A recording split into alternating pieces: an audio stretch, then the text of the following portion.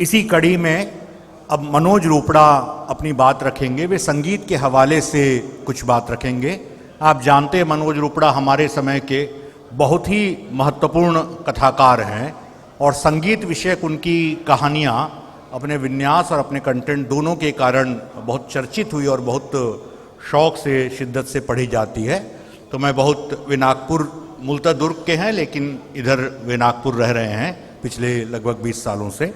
तो मैं मनोज रोपड़ा को अपने वक्तव्य के साथ संगमन 25 के इस आयोजन में सादर आमंत्रित करता हूं। मनोज रोपड़ा। Good evening. आमतौर पर मैं किसी समाजशास्त्री विषय का या इतिहास पर बोलने की कभी कोई कोशिश नहीं करता, क्योंकि इन मामलों में बहुत अध्ययन और चिंतन मनन की जरूरत होती है, जो मेरे स्वभाव में नहीं है। लेकिन एक कहानीकार होने के नाते मेरी दिलचस्पी जिस विषय में होती है उस विषय में थोड़ी गहराई में जाने की कोशिश करता हूँ। संगीत मेरा प्रिय विषय है और आप सब ये जानते ही हैं कि संगीत की दुनिया में लोक और शास्त्र के कितने विविध स्वरूपों का विस्तार और द्वंद्व साथ साथ चला आ रहा है। ये कोई नया फिनोमिना नहीं है, इस बारे में पहले भी बहुत कुछ कहा जा चुका है। हम सब यहाँ इस फिनोमिना को सिर्फ रिवाइज करने नहीं आए हैं। हर लेखक के पास अपना एक अलग पहलू होता है, हर लेखक कुछ नया जोड़ता है। मेरी भी यही कोशिश है। मैं अक्सर ये सोचता हूँ कि जो लोग किसी आंचलिक परिवेश में जन्म लेते हैं और लोक जीवन से जुड़े होते हैं, क्या वे शिक्षित होने और अपने परिचित परिवेश को छोड़कर किसी बड़े शहर में स्थानांतरित हो जाने के बाद अपने भीतर उन लोक तत्वों को बचा पाते हैं जो उनका जन्मजात गुण था?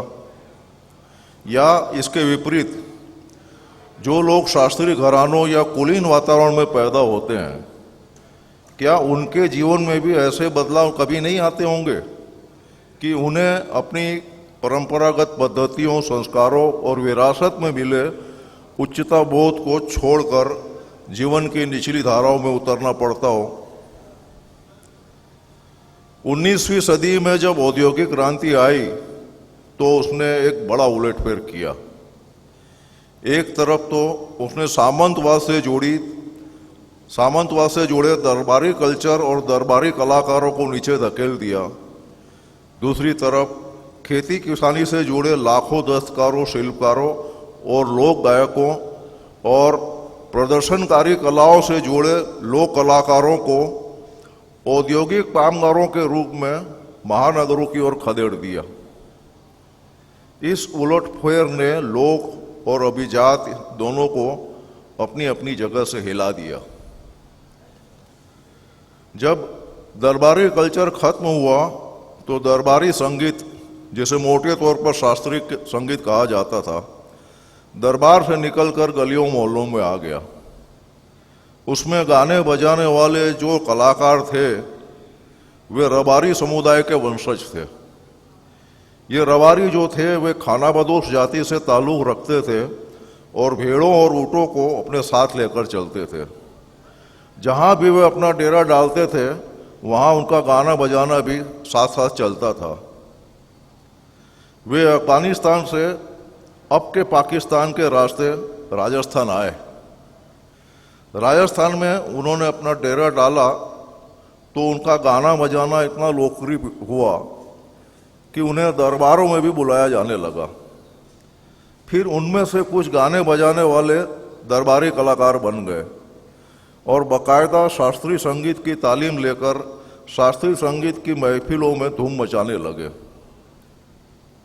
उनके पास अपनी एक सहज प्राकृतिक लय तो थी ही।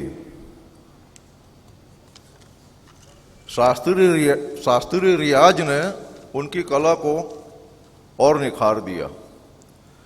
उधर दरबार से बाहर के जो खानाबदोश थे उन्होंने अपनी खानाबदोशी जारी रखी। वे हरियाणा, पंजाब, उत्तर प्रदेश और बिहार में फैल गए और दिल्ली से लाहौर तक उनके पैसे का फैलाव था। जाति संबंधी और वजनाओं से संबंधित कोई बंधन न होने के कारण इस समुदाय में कई छोटी बड़ी जातियां, दलित, क्षत्रिय, ब्राह्मण और सिख और मुसलमान आपस में मिल गए। हिंदुस्तान के कई बड़े दरबार और रजवाड़े उनके पालनहार थे।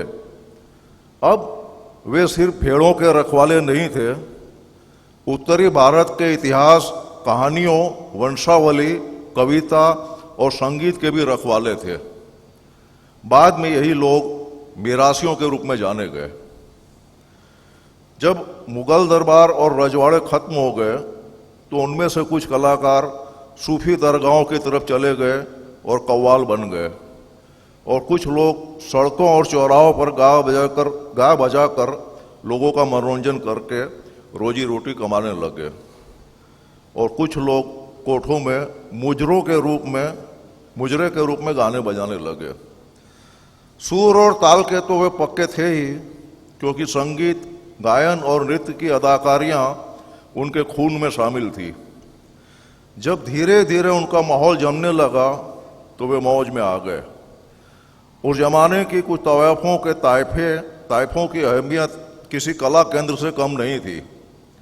लोग अपने बच्चों को उनके यहाँ अदब की तालीम के लिए भेजते थे, लेकिन उनमें सबका स्तर एक जैसा नहीं था। उनमें भी दर्जे थे।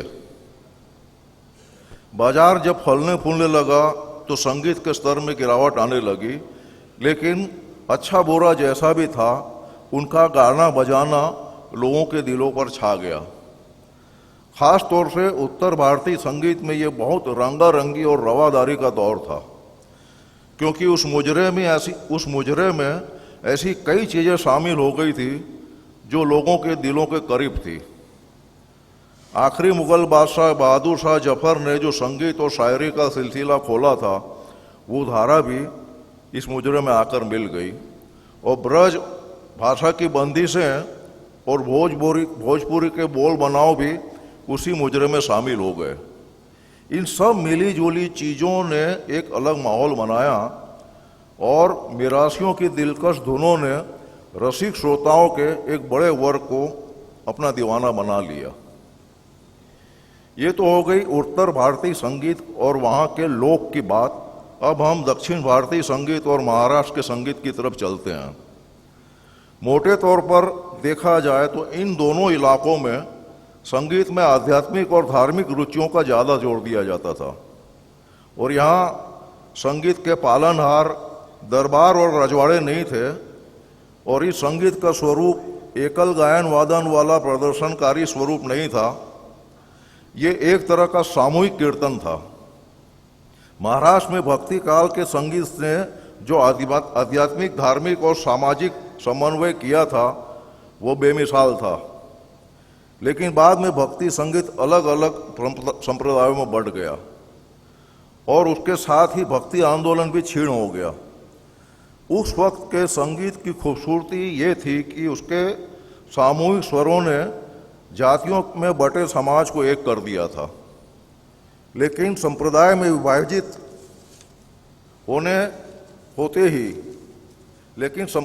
विभाजित होते ही सवर्ण वर्चस्ववादी उभार ने इस समन्वय को तोड़ दिया और संगीत में अभिजात वर्ग का दबदबा बढ़ने लगा और उसने भक्ति रस को एक अलग दिशा में ले जाने की कोशिश शुरू कर दी।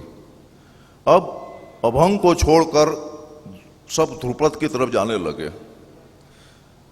वे उसे शुद्धता और उच्चता की ओर ले जाना चाहते थे, एक ऐसी शुद्धता जिसमें शूद्रों के लिए कोई स्थान नहीं था। जाहिर है कि वे किसी तरह के जाति समन्वय के खिलाफ थे। खैर, ये सब तो पुराने समय की बात है। हम फिलहाल दरबारी कल्चर के खत्म होने के बाद के दौर की बात कर रहे हैं। जब उत्तर भारतीय संगीत लोकप्रिय होने लगा तो दक्षिण भारत और महाराष्ट्र के पंडितों को यह डर सताने लगा कि कहीं उत्तर भारत के मिले जुले संगीत का प्रभाव संगीत के श्रोताओं को पूरी तरह अपनी गिरफ्त में न ले ले। उन्हें यह साफ दिखने लगा था कि रसिक श्रोताओं का एक बड़ा हिस्सा महाराष्ट्र के भजन के गायकों के गवैयेपन और कर्नाटक के बजैयेपन से ऊब गया था और उत्तर भारत की ठुमरी, चैती और दादरा ने उनका मन मोह लिया था। मिरासियों के पास अपना खानदानी पेशे और हुनर तो था और उसके अलावा एक सारंगी नाम का ऐसा साज भी था जो इतना सुरीला और इतना दिलकश था कि अच्छे खासे मान मर्यादा वाले प्रतिष्ठित भद्रजनों को भी कोठे की तरफ खींच लाता था। लोग सिर्फ तवायफों की खूबसूरती और उनकी अदाओं से प्रभावित होकर कोठे पर नहीं जाते थे, मिरासियों का सारंगी वादन भी उतना ही प्रभावशाली था। आप अगर संगीत के उस दौर की गहराइयों में थोड़ा और अंदर जाएंगे तो मालूम होगा कि सारंगी एक बदनाम साज था और उसे सिर्फ तवायफों के कोठों पर बजाया जाता था। बहुत बाद में जाकर उसे भद्रलोक के सम्मानित मंचों पर जगह दी गई। बहरहाल सारंगी वादन हो या ठुमरी गायन, थे तो सब शास्त्रीय रागों पर ही आधारित। मिरासियों के लिए या उत्तर भारतीय संगीत के लिए कोई अलग राग तो बनाए नहीं गए थे। राग तो वही थे, पद्धति भी वही थी। तवायफे जिस लय ताल में नृत्य करती थी उसका आधार भी शास्त्रीय था और जो बंदिशें गाई जाती थी वो ब्रज भाषा की थी। तो फिर फर्क कहाँ था? अभिजात वर्ग उसे क्यों पसंद नहीं करता था? असली कारण ये था कि ठुमरी, दादरा और ब्रज भाषा तथा भोजपुरी भाषा में लिखी गई बंदिशें श्रृंगार रस प्रधान थी और श्रृंगार रस कभी भक्ति रस के मार्ग पर नहीं जाता। वह मनुष्य को धर्म और सामाजिक रूढ़ियों की जकड़ों से छुड़ाकर स्वच्छंदता की ओर ले जाता है। तो इधर उत्तर भारतीय संगीत में यह सिलसिला चल पड़ा और दूसरी तरफ महाराष्ट्र में कुछ ऐसे सुधारवादी और शुद्धतावादी कलाकार थे जो शास्त्रीय संगीत में भक्ति रस और भजन शैली को स्थापित करना चाहते थे। उधर दक्षिण में त्यागराज ने कई गीतों की रचना की और उसी समय दक्षिण के ही श्यामा शास्त्री और सुब्बूराव दीक्षित आदि संगीतकारों ने इलाहाबाद में आकर कई प्रस्तुतियां दी। उनके कार्यक्रमों के स्पॉन्सर भी वे धार्मिक मठ और मंदिरों के ट्रस्टी थे जो खुद भी कला और संस्कृति में सवर्ण वर्चस्व को और वर्ण व्यवस्था को कायम रखना चाहते थे। विष्णु दिगंबर पुलस्कर ने तो इलाहाबाद में अपना स्कूल ही खोल दिया और महाराष्ट्र के अपने 2-3 शिष्यों को साथ ले लिया। सवाल ये था कि उन्होंने इलाहाबाद को ही क्यों चुना और वे किस बुराई से शास्त्रीय संगीत को बचाना चाहते थे। असली दिक्कत ये थी कि उत्तर भारत के दोआबे में शास्त्र और लोक आपस में घुल मिल गए थे और ये घुलावट ही थी जिसे बाद में गंगा जमुनी तहजीब के रूप में जाना गया। गंगा जमुनी तहजीब को पैदा करने में सबसे बड़ा योगदान कला का था और उस इंद्रधनुषी साहित्य का था जो ब्रज और भोजपुरी और उर्दू जैसी सजील और मायनेदार और उतनी मीठी जबान से रचा गया था। ये तहजीब किसी सामाजिक आंदोलन से नहीं, कला और साहित्य के रास्ते से आई थी, लेकिन उसने पहले से चलती आ रही वर्ण व्यवस्था और जातिवाद की संरचना को एक तरफ हटा दिया और एक नए समाज को जन्म दिया जो धर्म और जाति पर आधारित नहीं था। लेकिन हमारा जो अभिजात समाज था उसने इस तहजीब को कभी स्वीकार नहीं किया क्योंकि वह गंगा जमुनी तहजीब को समाज की तलछट समझता था और उसने ये कभी स्वीकार नहीं किया कि लोक और शास्त्र के बीच कोई मेल मिलाप हो। वे शास्त्र को गंगा जमुनी तहजीब के दायरे से बाहर निकालकर धर्म और आध्यात्म की तरफ ले जाना चाहते थे और इस मामले में वे बहुत सफल भी हुए। लेकिन ऐसे भी बहुत से उदाहरण हैं जब अभिजात वर्ग से आए कलाकारों ने संगीत की इन शुद्धतावादी संकीर्ण प्रवृत्तियों को ठुकरा दिया और कला को किसी एक दायरे में रखने की बजाय उसके लोकव्यापी रूप को अपनाया। उन्होंने एक ही मंच से भजन और ठुमरी की प्रस्तुति दी। उधर मिरासियों के सिलसिले से निकले कव्वालों ने कव्वाली के मंचों पर एक से बढ़कर एक भजन कव्वाली के अंदाज में गाए, जिससे यह साबित होता है कि लोक और अभिजात का भेद कलाकारों में नहीं था। कोई भी सच्चा कलाकार कभी ऐसे किसी भेदभाव को स्वीकार नहीं करेगा। दरअसल भेदभाव की प्रवृत्ति सामाजिक और राजनीतिक स्तर पर थी। अभिजात वर्ग अपने सवर्ण वर्चस्ववादी एजेंडे को कला की दुनिया में भी स्थापित करना चाहता था। सामाजिक और आर्थिक असमानता के कारण कला में लोक और अभिजात का यह द्वंद्व सिर्फ हमारे देश में नहीं था, और भी कई देशों में था। अब आप देखिए कि जो निग्रो ब्लूज थे वे आखिरकार तो आदिम लय ताल से पैदा हुए थे। अफ्रीकी के काले हबशियों ने अपनी लय ताल की शुरुआत जंगलों में की थी। फिर उन्हें अंग्रेजों ने गुलाम बनाया तो उन्हें क्रिश्चियन धर्म में कन्वर्ट किया गया और उनके स्वच्छंद संगीत को चर्च की प्रार्थनाओं में ढाल दिया गया। यूरोप के ईसाइयों का जो गॉस्पेल संगीत है, जिसे वे चर्च में धार्मिक प्रार्थनाओं के रूप में गाते हैं, वह काले आदिवासियों की धुन पर आधारित है। जो आदिवासी निग्रो संगीत था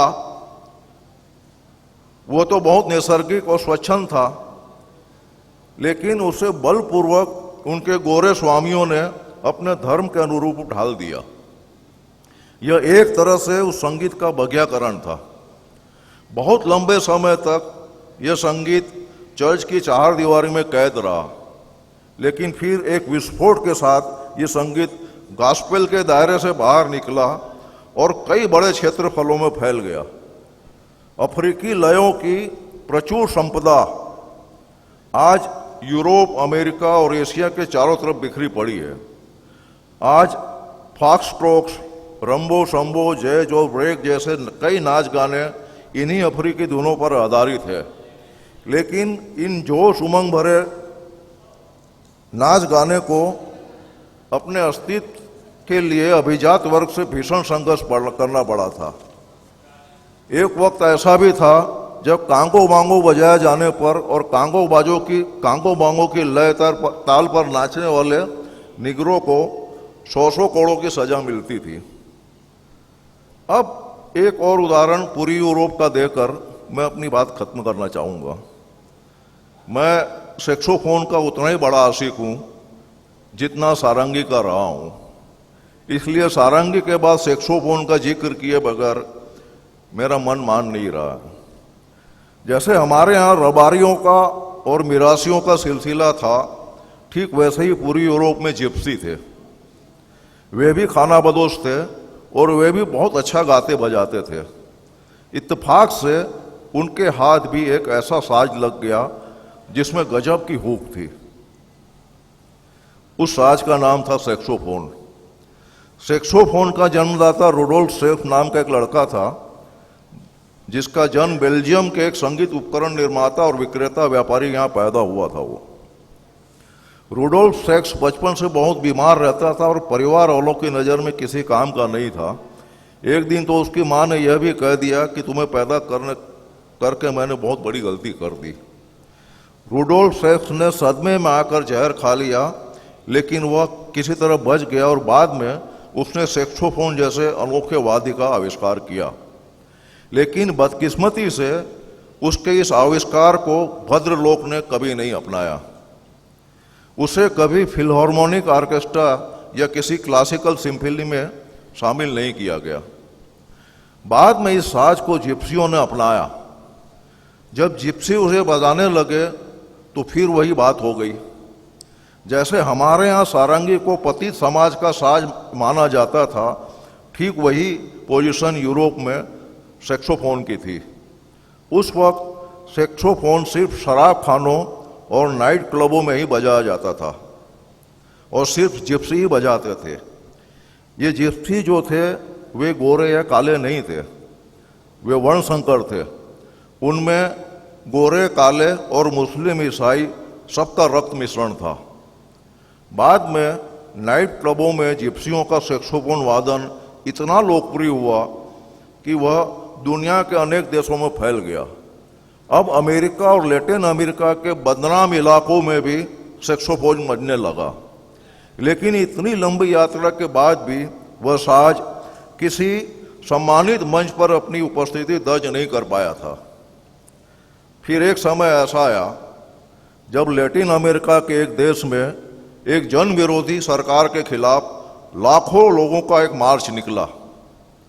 उस मार्च में पता नहीं कहां से 2 सैक्सोफोन बजाने वाले जिप्सी शामिल हो गए। भीड़ ने उन दोनों को हाथों हाथ लिया और उन्हें अग्रिम मोर्चे पर भेज दिया। और सैक्सोफोन की अगुवाई में जब लाखों लोगों की भीड़ आगे बढ़ी तो तहलका मच गया। तब संगीत रिकॉर्ड करने वाली म्यूजिक इंडस्ट्री का ध्यान उस पर गया। तब सैक्सोफोन बजाने वालों को बदनाम इलाकों से निकालकर जैज ऑर्केस्ट्रा के मंच पर लाया गया। रातों रात सैक्सोफोन एक जनवाद्य बन गया। लेकिन अभिजात समाज के कान तुरंत खड़े हो गए, क्योंकि जैज संगीत की जड़ें अफ्रीकी और अमरीकी निगरो संगीत से जुड़ी थी और जैज ने थोपी हुई ईसाई नैतिकता के खिलाफ खुल्लम खुल्ला जंग छेड़ रखी थी। अब जैज ने सैक्सोफोन को भी अपने साथ शामिल कर लिया था, क्योंकि उसकी आवाज में सत्ता को हिला देने की ताकत थी। बहुत जल्द वो समय आ गया जब सत्ता और जैज आमने सामने हो गए और सत्ता का दमन शुरू हो गया। तो एक तरफ और जब सत्ता का दमन शुरू हो गया तो एक तरफ सोवियत संघ ने जैज म्यूजिक पर प्रतिबंध लगा दिया, तो ठीक उसी तरह हिटलर के युग में भी जैज पर प्रतिबंध लगाया गया। अब आप देखिए कि एक देश समाजवादी था, दूसरा फासिस्ट, लेकिन दोनों ने जैज पर प्रतिबंध लगाया। क्यों? क्योंकि वे ईसाई पहले थे, समाजवादी और फासिस्ट बाद में। परस्पर विरोधी विचारधारा और एक दूसरे के कट्टर दुश्मन होने के बावजूद दोनों ने ईसाई धर्म के खोखले आदर्शों को बचाने के लिए जैज को प्रतिबंधित किया। और ये वो समय था जब जर्मनी संगीत के मामले में पूरी दुनिया का बादशाह था। फिर संगीत के इतिहास का वो भयानक और उतना ही शर्मनाक समय आया जब पूरा अभिजात संगीत जगत और संगीत संस्थान रातों रात नाजियों के सहयोगी बन गए। फिलहार्मोनिक ऑर्केस्ट्रा के बड़े बड़े कंसर्ट उन दिनों हुए। फ्रुंट वेंगलर जैसे विश्वविख्यात संगीतकार ने एक कंसर्ट में जो संगीत दिया वह नरसंहार को प्रोत्साहित करने वाला संगीत था। तो एक तरफ नाजी समर्थक संगीतकारों के बड़े बड़े कंसर्ट हो रहे थे और दूसरी तरफ जैज को प्रतिबंधित कर दिया गया। लेकिन हर तरह के दमन से निपटते हुए आखिर जैज ने इस पूरी दुनिया को आज़ाद और स्वच्छंद ढंग से जीना सिखाया। यही लोक की असली ताकत है। अभिजात और लोक के द्वंद्व में जीत आखिरकार लोक की होती है। अभिजात के पास अगर सत्ता है तो लोक के पास उसका सनातन पैतृक अवचेतन है। धन्यवाद।